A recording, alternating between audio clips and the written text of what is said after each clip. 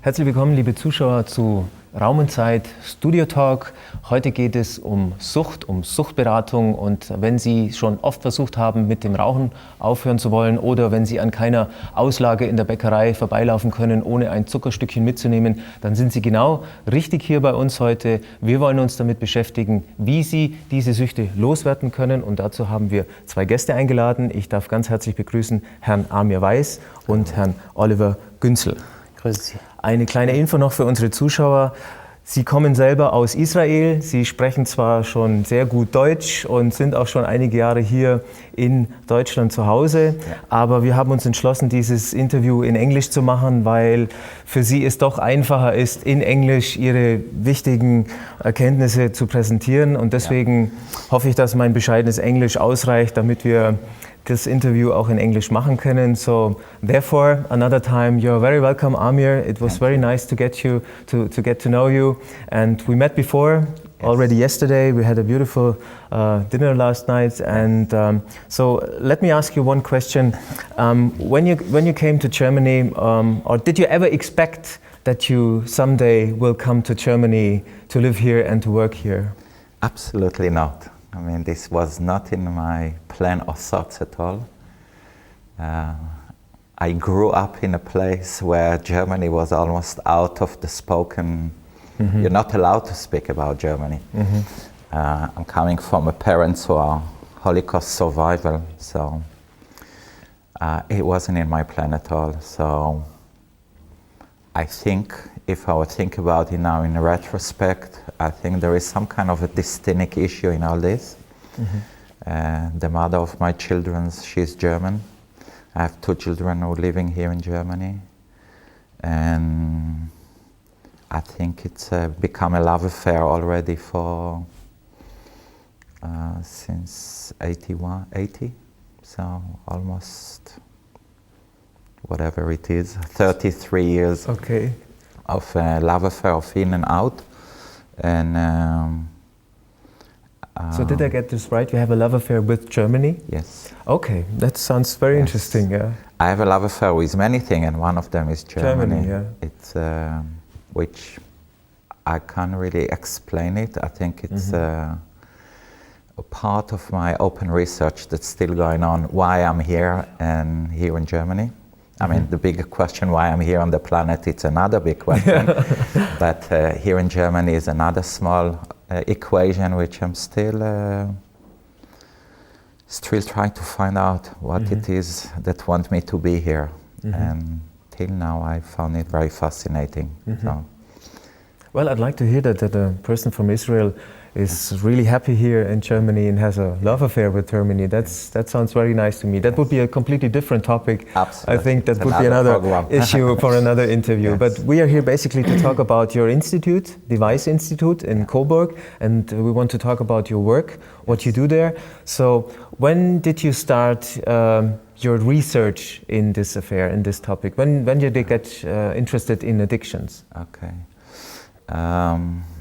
I mean, it's when I was actually thinking about it today, I came to a totally different view, which actually relates to your first question about addiction. Because and I don't know if it will come maybe to the timings, but I think in general, whatever stops us to be free, to be with whatever it is we want to be, or whatever design us to be, I think we get actually addicted to. Because in retrospect, if I'm looking on my father, that had obviously unfortunate experience, and when I came first time to Germany to visit, find out that both of the sides actually wounded from different, you can say on the same bar, but from the same thing. One is feeling hurted and wounded, and the other feeling guilt. And I think partly if I look at it in retrospect, that we all get addicted to certain emotions, thoughts, patterns, and we live in a certain comfortability either as excuse or as a way of life that we don't even realize, but we actually lock in a certain kind of state, whether it's hate, whether it's love, whether it's good or bad.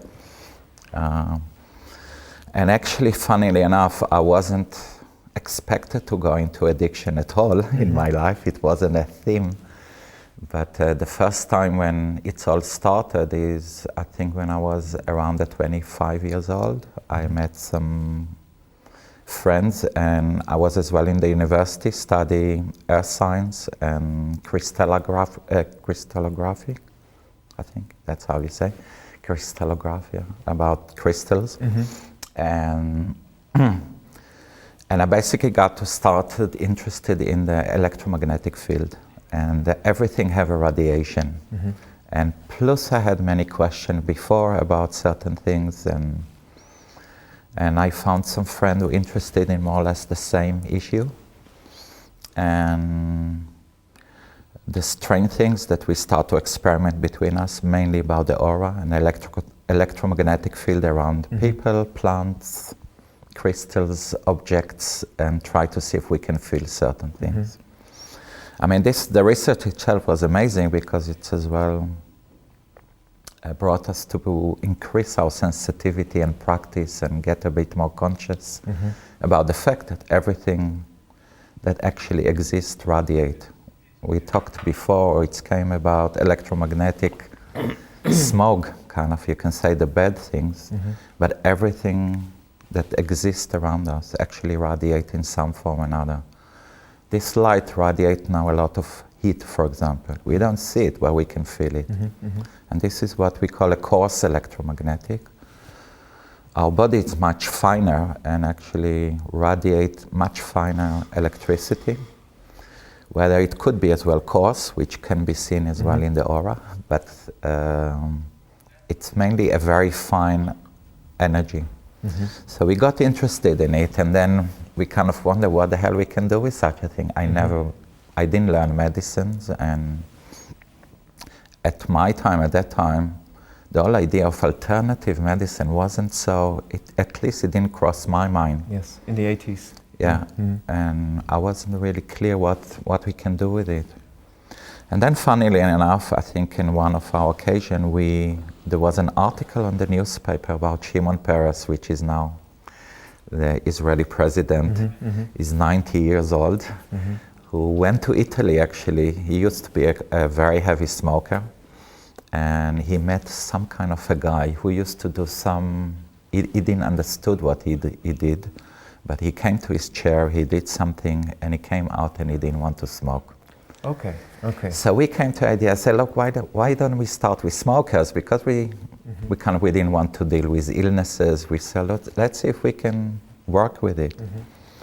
And to our amazement, the results start to come. Obviously, it didn't start as a business. It was a friendly invitation. We used to go on the street and ask people, would you like to come? So when I get this straight, you were starting to be interested in certain key questions about life and itself and the existence of everything, and about electromagnetic fields especially, and somehow you came up to solving addictions. So it was basically a coincidence that you worked like this. I can say it's a coincidence and not coincidence, because I believe that every coincidence is not really a coincidence, or whatever we want to term. It's the terms of we're using.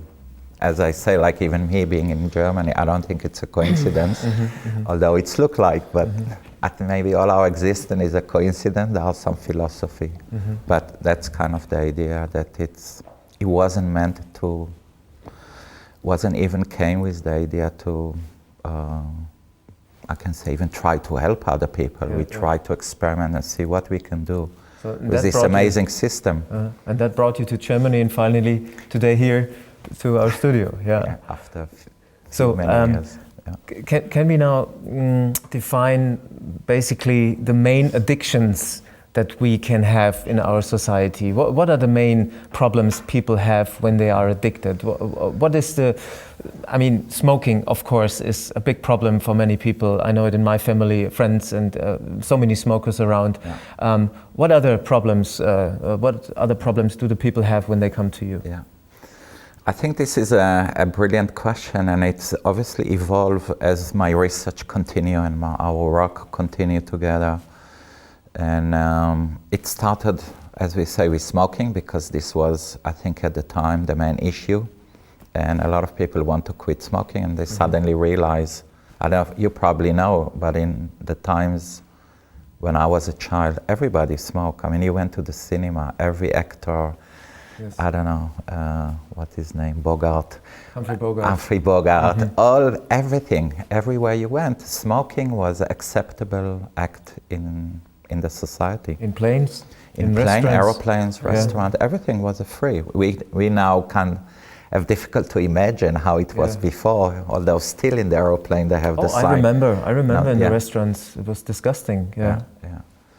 So it's obviously evolved because, as I say before, we started with the smoking, which was the first addiction, and started to understand how this works on the system and what can influence, and mainly, just to say in general, as well with the aura and the electromagnetic field, I'm interested always in the causes of things. What causes things, not so much the symptom. So as well, I'm dealing as well with many other health, trying to find many different solutions for many things. But I'm interested more in the causes. What causes things to the smoking or all the addiction? I can say it's a symptoms.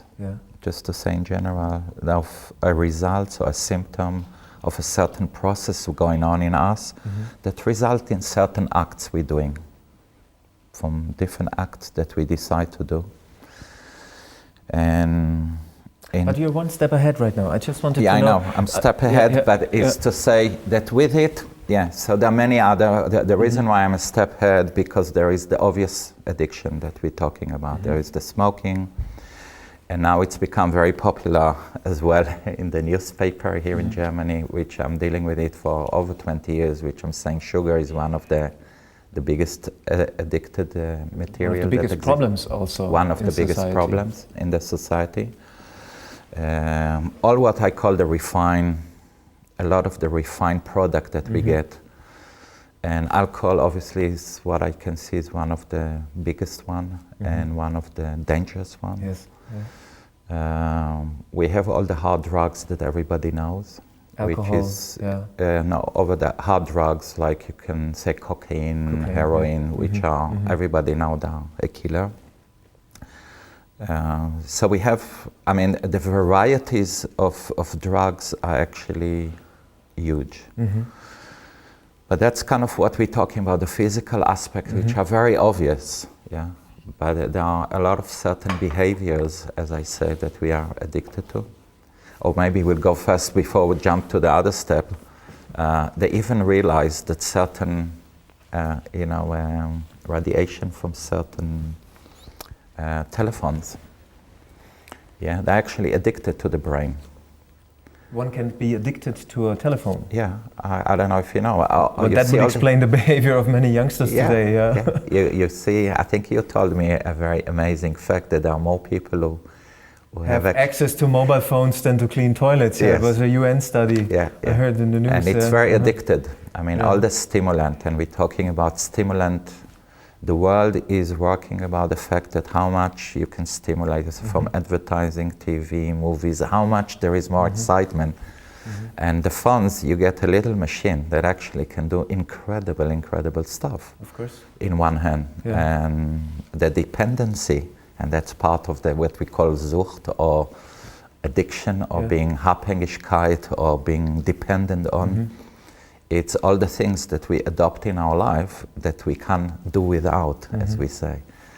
And by the way, I like the way you express German words. You pronounce them. That's very. I like it. Like the word Sucht, for example. It's come from suchen. You need to look for something. You brought us a few articles from famous newspapers. We have really actual issue of the Stern, die Zuckermafia. There's another one, Volksdroge Zucker. It is from 2011, I think, and the other one, Der Spiegel, is from last September 2012. And the funny thing is, I see a change in awareness in the last 10 years. I was always aware of eating in food. I'm a vegan for many years now, so it was a big topic for me already.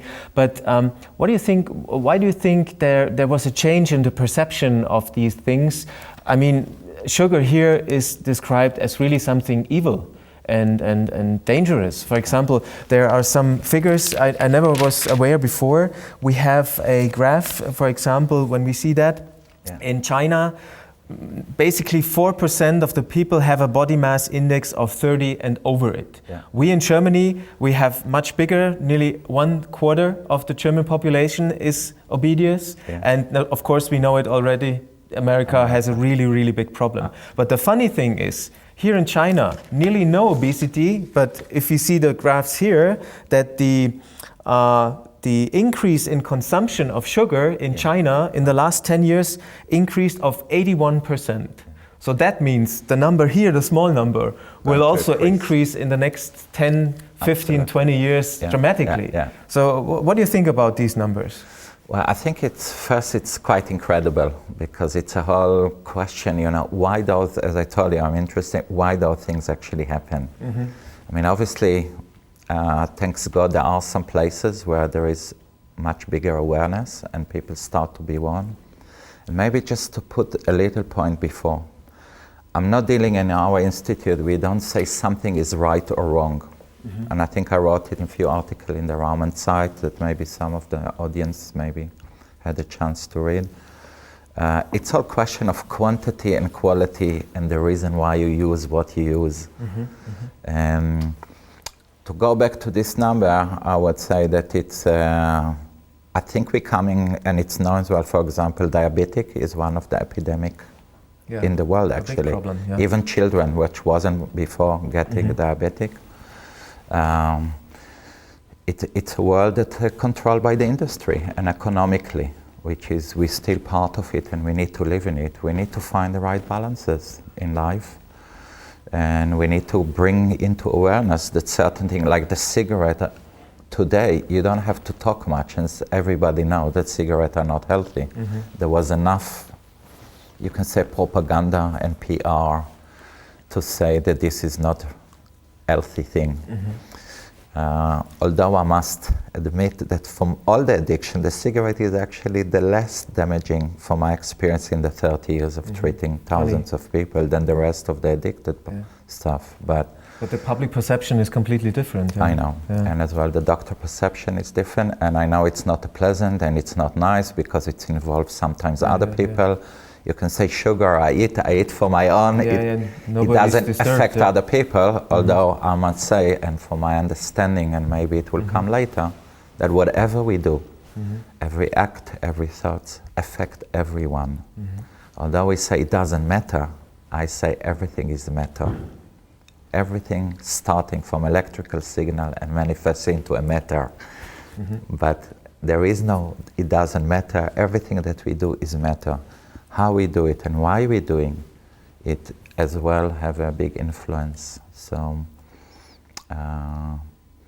let's summarize in that way. So we have many different problems or many different products where we can be addicted to, even if it's sugar, if it's alcohol, tobacco, a big variety of that. And you found a way to get rid of these dependencies. And you come from a completely different side, so you have a completely different approach. You go into the electromagnetic field. Yes. So what can we think about that, or how do we have to get to this point? I can't imagine right now what you do when you go, when you say you heal people from addictions, if you go into their aura or in their sphere around them. Yeah. And maybe to correct a bit terminology, because I'm helping people to get rid from their addiction if they want to. We can enforce, and I don't want to enforce anything upon anyone. So if a person doesn't want to smoke, doesn't want to stop smoking, it won't help. I had some occasion that they didn't want and it stopped, but I always assume that there is something in them who want to, or something in the complex who knew, or realize that it's not healthy for them. But part, to go back to the question, that we're helping people who want to get rid from their addiction, or I would like to say more, I like to free people from their own prison. If possible, I like to be free from my own prison as well, whether it's thoughts, patterns, actions. So, the method that we started to develop, and as we started to talk before, was to do with the causes of things and the electromagnetic field. And as I say, we're interested in the causes. And everything that we do, every, as I say, action, started with certain electrical impulse or electrical influence. For example, I don't know if I can use it. I will use Oliver, for example. Oliver, how much you weigh, can I ask? I think around 72. 70. Can you just stand a second? Brilliant. You see, what's happened now, that I send a signal, say, can you stand up a second? Now, this was electrical signal. You could hear it. His brain can translate it, and his brain turn it into amazing electrical signal, go from the brain to almost every muscle in the body. And I can say in my little sentence, which didn't cause me any effort, I lifted up 70 kilo. Okay.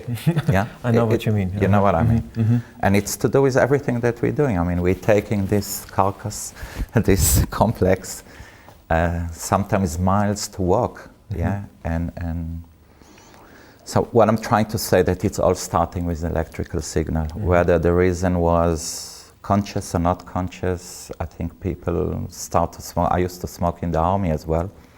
Yeah, whether it's because you need some relief or because other people or friends doing it, you want to be acceptable. There are millions of other reasons. I could say today that because of the way of the world, we're actually taking a little bit away, and that's part of the industry, a bit away from how we should be.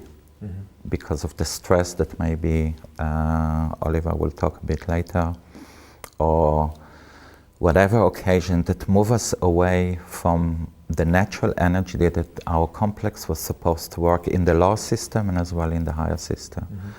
And therefore we're looking for compensation, or we're looking for ways either to relieve ourselves from this kind of place, or compensate because of lacking of something by using certain drugs. And China become now part of the victim, I think, from the numbers, because they expose themselves to the Western world, because they want to be the richest, whatever they want to be. I don't know exactly, not to go into politics. But the moment you go into the Western world, which a lot of it working on consumption. And if you don't buy stuff, the economic will fall. So we provide us with the work that we will have money so we can use it in product, so it will keep the economic to work. And economic is important, but I believe that God have a best amazing economic system that we still didn't realize. They're more natural than how it should be. We just need to find a way how to go back to there. So let me use the opportunity now to bring Oliver to the conversation. Und wir haben vorher ausgemacht, dass wir beide in Deutsch sprechen. Das wäre etwas seltsam, wenn wir als Deutschsprachler in Englisch uns unterhalten. Amir versteht uns ja, also von dem her gesehen ist das kein Problem. Ja. Herr Günzler, Sie sind selber Freund und Geschäftspartner von Amir. Wie sind Sie persönlich auf dieses Thema gestoßen? Waren Sie selber auch Teilnehmer in dem Programm? Auch, aber erst später. Also bei mir ist es auch, meine Geschichte ist dementsprechend auch, ich habe schon von relativ früh Zeiterfahrungen gemacht, dementsprechend so als mit Heilpraktikern und dann auch mit Heilen dementsprechend. Hatte dann das Glück, dass ich selber Heilpraktikerausbildung machen konnte und habe dann in München eine Praxis gehabt und habe da angefangen zu arbeiten und dann, ich glaube 2006 hat Amir bei mir an der Türe geklopft und einfach was erzählt dementsprechend. Er kannte eine Kollegin von mir, sie hat das weiterempfohlen, hat gesagt, geh mal zum Herrn Günzler und sprech mal mit dem, der könnte daran Interesse haben. Wie Sie vorhin sagten, wir haben relativ schnell herausgefunden, dass wir uns sehr sympathisch sind, was, denke ich mal, die erste Grundvoraussetzung war. Und dann hat sich das dementsprechend so eingespielt, dass ich hatte Patienten, die ich dann dementsprechend einfach zum Amir gebracht habe und habe dann mitgekriegt, teilweise, was die Patienten mir zurück erzählt haben, wie es denen erging, was sie für Erfahrungen hatten. Ich muss ganz ehrlich sagen, ich habe interessanterweise auch noch geraucht zu der Zeit und wollte aber ehrlich gesagt nicht aufhören am Anfang, obwohl er behandelt hat und auch Patienten von mir behandelt hat. Ich wollte das einfach noch nicht. Ich war in dem Rahmen einfach, wo ich dachte, nee, das schauen wir mal. Ich habe 2 Jahre noch weiter geraucht, bis irgendwann mal der Punkt kam bei mir, wo ich dachte, jetzt ist es soweit. Und dann habe ich mit dem Amir dementsprechend zusammen, oder er hat die Behandlung gemacht. Und ich weiß, es hört sich komisch an, aber es ist Fakt seitdem, ich denke, ich habe 3 bis 4 Mal noch an Zigaretten gedacht. Und es war 2008, denke ich, habe ich damals die Behandlung gemacht und ich bin in die Behandlung rein. Nach 10 Minuten bin ich raus. Ich habe ungefähr eine halbe bis dreiviertel Schachtel am Tag geraucht. Lustigerweise habe ich aber nie nicht geraucht am Tag. Ich dachte eigentlich immer, ich kann selber. Gelegenheitsraucher, so, ja. Weil man nicht so viel raucht oder mal ein bisschen, was auch immer, bis man irgendwann mal merkt, warum rauche ich jeden Tag? Und dann merkt man dann dementsprechend, okay, und dann verarbeitet man. Und dann, wie gesagt, ab dem Zeitpunkt von 2008 haben wir gesagt, okay, jetzt fangen wir wirklich an, auch das Ganze auszubreiten und zu vergrößern. Und dann ich habe Kollegen und wir haben Kollegen dementsprechend noch zusammengearbeitet, ausgebildet. Dann haben wir angefangen in Holland, dementsprechend mit der Weiss-Methode Therapeuten auszubilden. Dann kam England dazu, Irland, glaube ich. Erst Irland, glaube ich, und dann England. Vor 2 Jahren haben wir angefangen, vor 3 Jahren, weiß ich gar nicht, 2, 3 Jahren haben wir in Kanada dementsprechend noch jemand ausgebildet und jetzt erst vor 1,5, 2 Jahren haben wir einen Arzt in Amerika noch ausgebildet, der jetzt angefangen hat, dort auch. Und wie gesagt, die Geschichten, die einfach zurückkamen am Anfang von den Teilnehmern, die die Behandlung gemacht haben, war mir relativ schnell klar, es dreht sich mehr als nur um Rauchentwöhnung. Ich denke, wie vorhin gesagt habe, die Rauchentwöhnung ist ein Teil, aber die Leute, was die zurückgemeldet haben, teilweise auch, wie sie die Behandlung erfahren haben und was teilweise auch mit den Leuten danach passiert ist, weil Rauchen ist, wie gesagt, nur das Symptom. Meistens stecken andere Sachen noch hinter dem Verrauchten, was man so schön sagt. Also da ist ja viel Rauch dementsprechend. Und es klärt sich und säubert sich relativ viel.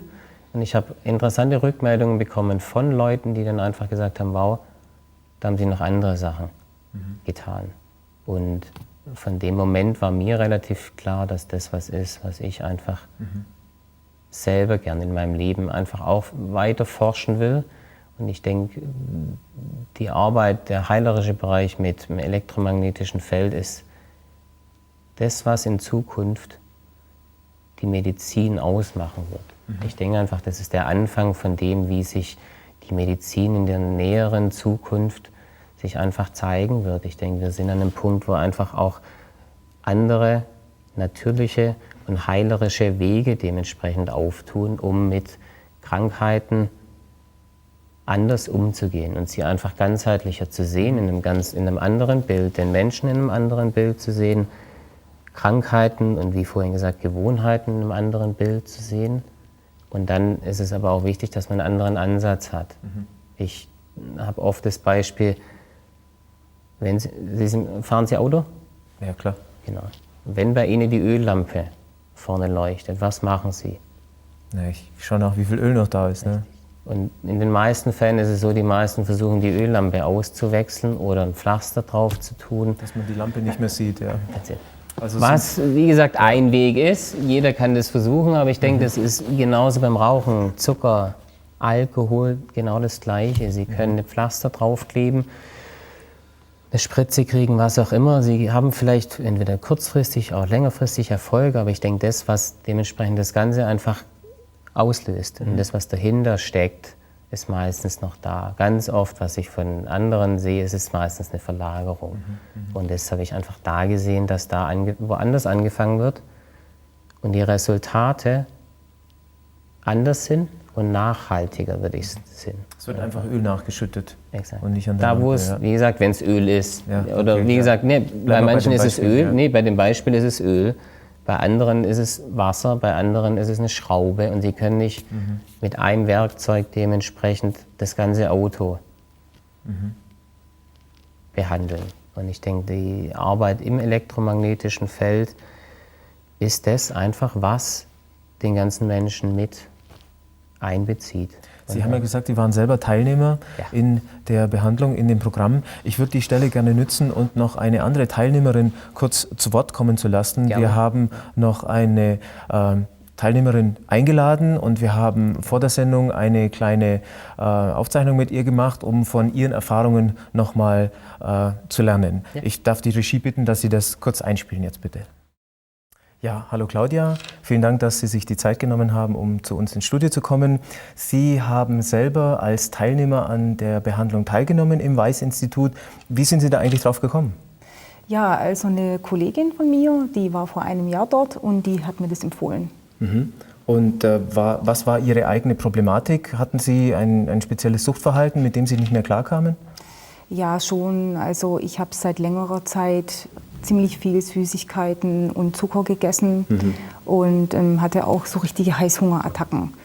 Also, dass ich ganz plötzlich viel essen musste und das wollte ich einfach nicht mehr. Ich wollte eben selbst entscheiden, wann ich was essen will und einfach nicht mehr so fremdgesteuert sein. Das war mir halt sehr wichtig. Wie war es dann im Institut selber? Können Sie ein bisschen beschreiben, wie die Behandlung stattgefunden hat, wie da so Ihre Wahrnehmungen waren? Ja, also die Behandlung war sehr angenehm. Also im Prinzip bin ich nur ganz bequem in einem Stuhl gesessen, musste mich einfach entspannen. Und das ist mir eigentlich auch sehr leicht gefallen, weil die Atmosphäre in dem Raum war sehr friedlich und ruhig. Und das war überhaupt kein Problem irgendwie. Und alles ganz ohne Schmerzen und bei Bewusstsein. Also total locker eigentlich. Und wie war es dann für Sie? War das dann wirklich so mit einem Schnipser auf einmal weg, dieser Heißhunger, oder hat sich das erst über eine gewisse Zeit entwickeln müssen? Ja, ich habe mich so eigentlich ein bisschen selbst gewundert, dass ich danach einfach nicht mehr so das Bedürfnis hatte. Also ich bin irgendwie durch die Therapie wie ins Gleichgewicht gekommen und habe danach einfach nicht mehr das Bedürfnis so gehabt wie vorher. Und ja gut, der positive Nebeneffekt war natürlich, dass ich auch ca. 5 Kilo abgenommen hatte. Hat mich auch sehr gefreut. Und ja, aber hauptsächlich eigentlich war es, dass ich selbst entscheiden konnte. Einfach diese Freiheit und Lebensenergie, die ist halt dann danach schon sehr viel wert. Das war jetzt vor 9 Monaten, haben Sie gesagt. Hat sich seitdem was verändert? Ist es gleich geblieben? Es ist eigentlich gleich geblieben. Keine Heißhungerattacken mehr? Nee, ich hatte seitdem keine mehr. Also ich bekomme zwar häufig von Freunden irgendwie so die Frage, ja, hast du nicht irgendwie Lust? Und da geht dir doch auch ein Stück Lebensqualität weg. Aber so empfinde ich das nicht. Also mir ist eigentlich wichtiger, irgendwie die Freiheit selbst zu entscheiden. Und ich finde, das macht einen irgendwie eher zufrieden. Wunderbar, vielen Dank und alles Gute für Sie, Claudia. Vielen Dank. Ja, das sind wirklich interessante Aussagen.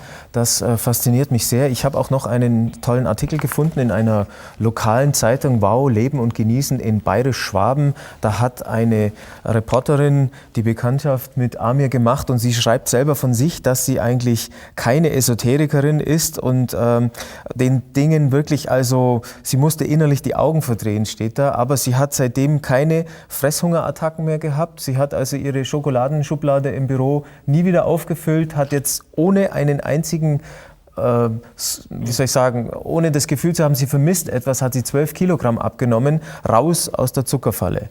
So, das ist natürlich dann wirklich eine ganz erstaunliche Aussage, weil das natürlich viele Leute interessiert.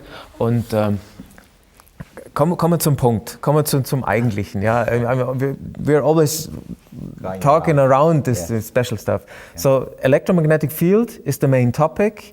You're influencing people in their aura, how you approach the person. Is it you make an analysis of the person itself, or you just go and feel with it and then you trigger a certain point? How you go there?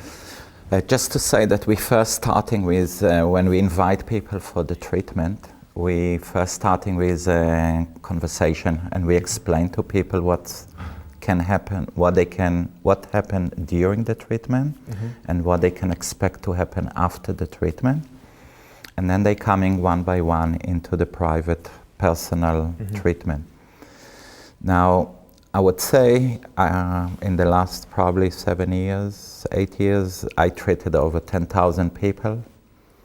And I would say that each treatment is a different treatment.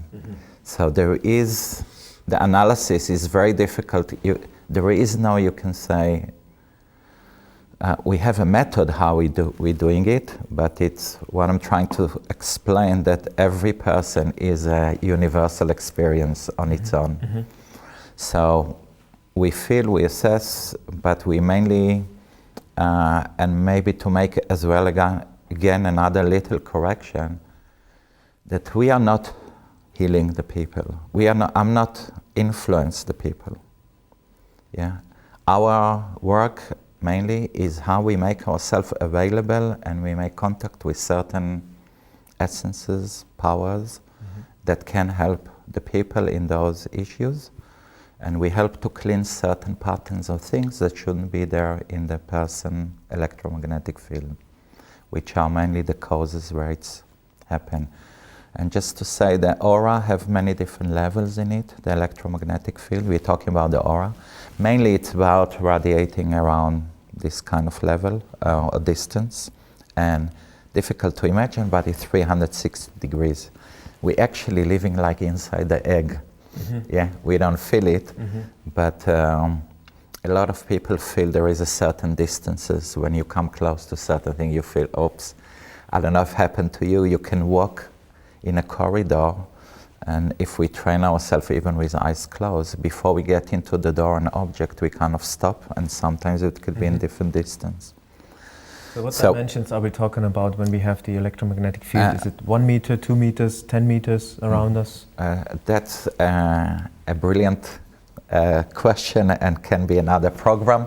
But in general, what we're talking, the normal and how it should be, it's about 3 meters, or like, 1.5 meter from each side. Okay. Our hands distance.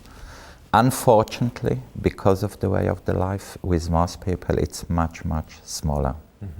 Yeah. So the aura decreases in our society? Sure. It's not only decreases. Organism, it's something living. So. It's a very live organism according to our process. And it's increasing. Influenced by these addictive materials, sugar, alcohol, cocaine? Partly. But firstly, it's actually get influenced by how we think and how we feel. There are different systems in the body, from our instinct to our emotional, to our thinking center, sexual center. This actually makes the main influence. Now, what's happened with our addictive stuff? Sugar, for example, or all the stimulant, they're increasing certain patterns in ourselves. Like if you eat sugar, you feel like more energized, you feel more electrical, and then there is a drop. It starts to influence different organs in the body. The radiation in the complex change, of course, and as well in the aura. As I said, we have 3 levels in the aura. The first level in the aura actually reflects the radiation of our inner processes, the physical, you can say more. The second level more our patterns, which is more the blood one. The third level is more describe the nerve, our nerve lives. And the edge is what we call the auric sheet, or a parallel to what I wrote in the article about the Akashic record, where all our records of our life actually sitting there, including the coding of why we're supposed to do and what we are, the reason why we are here on this planet. So our job is not actually to influence as such my influence on people, but to bring actually help people or bring the people more close to how they should be. So by this, when the people are more balanced and more in the right place in themselves, the consumption of other stimulant from outside get much lesser, and with a lot of people disappear. So the idea is to bring the people into a natural balance, and by this to cause the body to connect it to the normal natural energy that we were supposed to be connected from the first place. So it's not such as I influence or I cause people to stop, but it's a whole idea of bringing the people or the human of how it should be. Because part of our principle, the main principle of our institute, is the first principle as well of medicine, which is saying, do no harm. First, do no harm. So our job is to help to other people, not to tell people what they need to do or shouldn't do, but if they feel they are locked or have problems, is to help them how to come to the natural balance in themselves. So this is, I would say at this point, of course, the whole thing, what's happening in the aura and how to connect. Part of what we're doing, we're creating a very special ecology in the room that is very clean. Because I think partly I wrote in the articles, all those addicted materials, especially for example alcohol, one of the things that is doing, it's anesthetizes the skin, which our first level, you can say, of our sensitivity and openness to the rest of the world and the aura. And what is happening is the people come open to a different influence. A person can become open to a very low grade, I can say, of influence. That's why you can say people who are drunk, they can either very happy, and it's all depending on the ecology, or they can be very rude or violent sometimes. But the idea is to create ecology that when people are staying there, that it's a very clean ecology. It's pure, it's clean, and the main idea is how to protect or be ourselves in such a circumstance that we can be a clean channel to whatever wants to help the people. So our job, and this is why I say my job is a life work, it's a daily work, is how to become a better channel, a better conduit, a better tube to higher influence that want to help the human race here. And we're dealing it, or we're doing it through this addiction with people. So. I have so much more questions now, but the one thing which is going on through my mind right now is so many people I know use drugs, alcohol, sugar, and even hard drugs sometimes, you know, this is life. But why is it so that some people are easily getting addicted and really have trouble, physical or mental problems afterwards, and others not? They take substances for a year and just stop by it. What is happening there? Why are people so dependent and some not? Yeah. Well, I think it's a question that still even bothers me sometimes. Yeah. Because I can see that everyone is different, obviously, and everybody have different dosages of. And I think every person, I could say, have a different, you can say, measure when they can actually go into the limits. You know, when we're doing blood test, you get a limit, and you can be in certain, there is a certain range where we can operate. Certain people, if they operate too much out of the limit, that can become critical. And a lot of the things, the addictive material, they're actually throwing us out of our natural limit. If we use them not wrongly, in too much quantity, it can take us out of the limit. And the moment we move out of our natural limit, and everybody have a different limit, that's where we can become addicted. And you have difficulty to go back to this range. It's like when when the tank, Oliver mentioned the car analogy, but in the car, you know, there is a certain point. If you can drive without a fuel almost, always a little bit of a fuel, but if you go too much, as well, all the dirt from the inside coming in, and then the motor actually stop. So certain people have more awareness that they can fill up the tank before and not to get to reach to this point. Some people, and part of those addictive material, that's why they're addictive, they're causing you actually to consume more and to go outside of your limit. partly, we say there are people what we call adrenal addicted, those who like the danger part. And it's the same. Part of what those addictions material doing, they're actually increasing partly the adrenal hormones in our blood, and we feel kick, we feel high, we feel with it, but then there is the drop, and it's actually now your limit.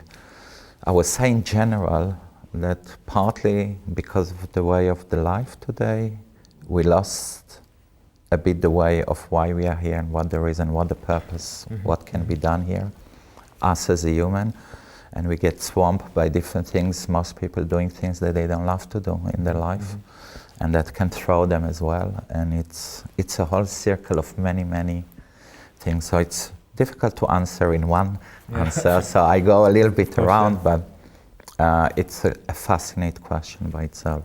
I say learn your limits, know what you can do and what not. If you can control certain things, fine, but certain things have their own influence. If you know how they influence, some of them don't use them, because the influence is actually very, very strong, even beyond sometimes our capacity, which is interesting why a lot of them, the addictive material, actually white, which is as well my name, I know Weiss, but I come from a different bars of them, maybe. Sugar. The sugar, heroin, all the refined things. Alcohol, for example, it's even more refined, that's why it's more danger. It's a refined sugar, it's the same formula as sugar.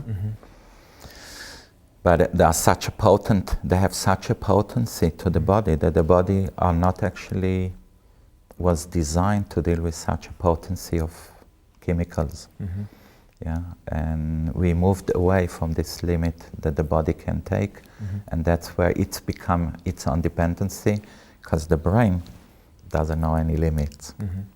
So the more you give him all this stuff, he wants more. This is where the excitement, stimulants, new iPhone, new material, new machinery. It doesn't, the brain is the biggest consumption, by the way, of sugar as well, naturally in the body. But it doesn't have no limit. The capacity of the brain. And it's a big electromagnetic motor. It is. Which brings me back to the main reason we were talking here. You wrote many articles, several articles in the Raum&Zeit magazine. And I was reading one of these articles where you mentioned a few things about how long can you live without certain things. For example, food, maximum 45 to 60 days, then people are starving. Water, it's about maybe 10 days. Some survivors of earthquakes survived 10 days in the rubble or so. Not with Coca-Cola, water on. Only water. And the third one is air. Everybody knows if some people are from an avalanche under the snow, 5 to 7 minutes, then it's going to be critical. And now the funny thing is, or the interesting thing is, you wrote, without electromagnetic impulses, we die in between 2 or 4 seconds. So can you a little bit elaborate on that thought? I think this is a fascinating thing that missed a lot in the way we live, because we mainly know, obviously, about air. You go under the water as well. You try to hold your breath, and the electrical impulse is basically, you can say everything that we see, everything, all our life that we don't even notice, every color, every light, even sitting on this chair, the red color, have an electrical impulse up to our complex, have an influence, whether obviously it's plastic and you can say it's have a very small influence, but the color itself have its electrical impulse. If you go to the dictionary, you don't find any definition what is really color, by the way, which is interesting by itself. But everything that we actually experience all our life is working on electrical impulses. Our brain, when it's now in the medical, when the heart stops, they connect us to this machine with 22 volts and put into the system to try to awake, because all this one is work as electrical signal coming directly from God through the planet into us to keep us alive. Without it, we are dead. Our brain totally work, if they want to measure your brain, they measure it with electrical signals. So in a way, the science know about it, but somehow it's been ignored.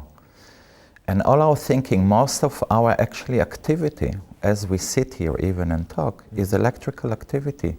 Everything I say have an influence in your way. You translate and you think about the question. I'm thinking about the answer or whatever process is going on. It's going on in us non-stop, 24 hours, whether we're awake or asleep. Yeah, breathing as well. Only drinking and food, for example. When we are asleep, we don't need to use them, right? So it's already moved us to the more important stuff that without air and impressions, all the dreams. We talk with someone. She say, I had a dream sleep, yeah, or all our dream is part of electrical signal. It's, by the way, partly or one level of the dreams we have is electrical signals that the brain, like you go to the toilet to do pee and kaki, the brain need to go as well, and is doing it during the sleep. So partly the dreams could be, a release of the brain of unnecessary signals that put in different form and pictures. There are different levels of dreams. There are as well very high dreams, connected dreams. But that's kind of how I would say at the moment that all our life and existence actually, I think the Greek or someone described the electric and magnetic as the two helix of life, the two sep that without them nothing actually exists, and we know it even from atom. Basic physics show us that everything is working, everything that we touch all around us is the forces of electric and magnetic power. And I think one of the picture I brought, which is to do with we talked as well before, maybe the Van Allen belts, the electromagnetic field around the planet. You brought some pictures, we have them here. Oh, yeah. we can see it here now. Yeah, which we now was discovered, I think, got the knowledge from you in 1958 by a scientist called Van Allen, which is described as the blue one, and but as well the outer and the inner magnetic field, as I described, the human have a very similar. We know everybody read the biblical saying, the human is designed or created in the image of God. Everything worked the same in the universe. We are actually higher maybe being here on the planet, but as long as we live in this dark place of the universe, we have to wear the forms as the planet have, and that's part of partly how we get our aura is we entitled by the planet, and we get our electromagnetic field. And you brought us some other pictures, especially from the work in the institute itself, which is perfect for my next question I had, how you work there. Maybe you can see the pictures, vielleicht könnt ihr das noch kurz einspielen. Die Bilder, wo wir sehen, wie die Behandlung selber stattfindet. On the left side we see also a kind of special treatment, a bit ancient one. So is it a bit similar, what we see here? Absolutely. Even they say, I don't know if you can see the crave on the stone, you can see it on the side. They even describe his aura. Line. Yeah. Maybe to say something small shortly about Egypt, very, very short, because it's a whole interview by itself. Egypt is a fascinating subject on its own, especially what we call the pre-Egypt, or the they've been being, we talked I think yesterday came about extraterrestrial being. There are beings in the universe who are here to help for the human race. Part of the big print of everything we're doing actually in the astral light is put by the Egyptians. For good and some not so good things, because things went wrong there as well. They disappear out of the planet as well, which is, there are no skeleton, there are no, except of the more recent Egypt, not the pre-Egypt before. And not to go into it, it's very similar. Energies. The Egyptian was expert in universal travel. And you don't find any electricity, but they actually used to charge crystal with energy, and this is how they use electricity, by human energy. And I still believe that our human energy is the most highest, purest, that can generate As I say, we can take 70 kilo for 70 years, walking for thousands of kilometers. We can as well generate pure electricity with no damage, with not using the source of the planet. But I think it's very similar. It's, connecting to what's happening in Egypt was an incredible culture that had, I think, they used to call them savages, but they had much more concern about living with ecology. Everything that they did was a mental, electrical influence, including healing. And the healing actually came later because certain things start to get wrong there. Yeah. Hopefully healing, if everything goes right, it doesn't need. Absolutely fascinating, and it's more talks we have about this. We need 3 talks for that one. But just to summarize, when you talk about the work in your institute, so when people have these form of addictions, when they feel they have problems, when they can't cope with it by themselves, how do they approach you? They give you an email, they call you, they show up in the institute, you make an appointment. How does it work when people want to have real physical treatment? Okay, the way it works, I either send an email, best if they will send some more info of how to contact them, telephone. We have in our office ladies who calling to those people and explain them if they want some more info, and they make an appointment. It's either email, telephones, website. We have a very nice website. We hope to improve it a bit, but so there are many ways to contact. It's best to do it through. We prefer the people who make appointment first, because it's. Our life is arranged. Yeah, of course. Okay. We have few clinics as well in Germany. And where is your headquarters? Our headquarters is sitting in the Oberpfalz, which is at the moment. We used to have it in Munich. City in Coburg? It's not in Oberfisch. North from Regensburg. Yeah, it's north from Regensburg. Okay. Winklan. It's a small area. Just a beautiful area, by the way, for all those who interested. But it's worth the visit, Very worth to visit. I think it's one of the clean parts I feel in Germany, that it has a bit magnetic slowing down effect rather than the busy. And we have a clinic in the Westerwald, we have a clinic in the north, we have a beautiful clinic in Berlin, which all of those just become operative in the last few months. So we want to give as more services as we can. It's obviously, it's a slow grow, but hopefully we can serve more people all over, with more places, but that's what we can offer at the moment. Hopefully we can contribute to that, to your work. That was the main reason for the interview. Okay. I thank you very much. Amir, thank you very much. Oliver, thank you very much that you participated here also and shared your experiences. Good luck for you for the future. Hopefully, maybe we see us together in 5 years and we will see how things developed. And thank you very much. Hopefully before, but without problems. But we will be happy to. Thank you very much. Shalom, Havarim. Shalom, Thank you. Vielen Dank.